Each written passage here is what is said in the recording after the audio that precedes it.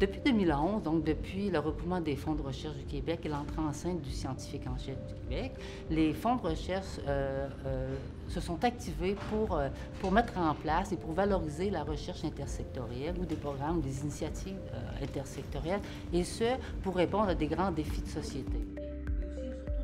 La recherche intersectorielle, ce qu'elle permet, c'est qu'en réunissant des chercheurs qui viennent d'horizons disciplinaires différents et de secteurs différents ou de secteurs qui sont couverts par les 3 fonds de recherche, ça permet de poser les choses autrement puis d'amener un éclairage nouveau. C'est aussi, je pense, que c'est un paradigme prometteur ou un puissant levier pour trouver des solutions, je dirais, des solutions innovantes et socialement acceptables. On pense que l'agriculture, c'est un beau terrain, pas seulement un terrain de jeu, mais un terrain pour poser les questions de recherche d'une manière intersectorielle.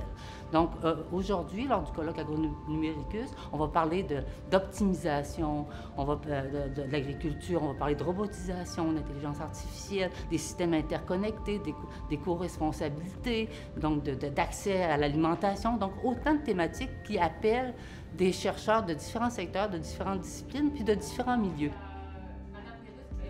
Le Centre d'innovation sociale en agriculture du Cégep de Victoriaville développe une approche qui est inclusive, c'est-à-dire participative, qu'on appelle ou qu'on réfère au laboratoire ouvert vivant.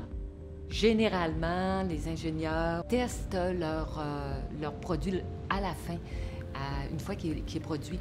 Nous, ce qu'on fait, c'est qu'on introduit l'usager dès le début, durant la conception du prototype. Et là, on fait en sorte d'évoluer et de croiser les savoirs des scientifiques technologiques et les savoirs des usagers. En tant que chercheur au CISA, je travaille notamment avec Valacta, qui est un centre d'expertise en production laitière, c'est-à-dire qu'eux, ils analysent la qualité du lait et en même temps, ils font des recherches qui permettent d'améliorer la productivité laitière dans l'ensemble du Québec.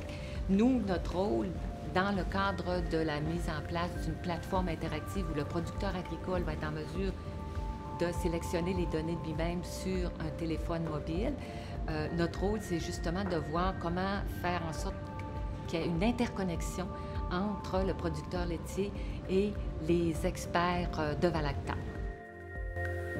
Depuis 1 an, le CISA travaille avec l'Institut du véhicule innovant et on travaille avec IVI, en fait, pour concevoir, vraiment au niveau préliminaire, le fameux tracteur autonome. Donc, un tracteur qui va se déplacer tout seul et qui va avoir certaines fonctionnalités, comme entre autres le désherbage.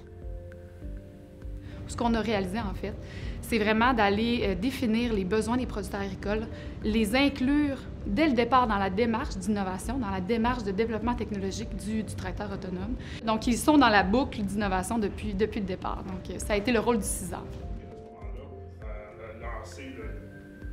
On a déjà fait cette expérience-là l'année passée, à peu près à la même date, à l'ACFAS. Ça s'appelait, pour une exposition agriculturelle, c'était l'idée de concevoir un espace, un lieu de création, de diffusion, de circulation d'idées, d'informations, d'images autour des grands enjeux, autour de l'agriculturel. L'agriculturel étant conçu, ou du moins vu, comme un acte profondément social et culturel. Et donc, encore là, on a convié tout ce beau monde, des différentes disciplines, de différents milieux, pour poser la question, toutes les questions autour de l'agriculture, qui a connu de profonds bouleversements au niveau scientifique et technologique, mais qui connaît aussi de grands bouleversements sociaux.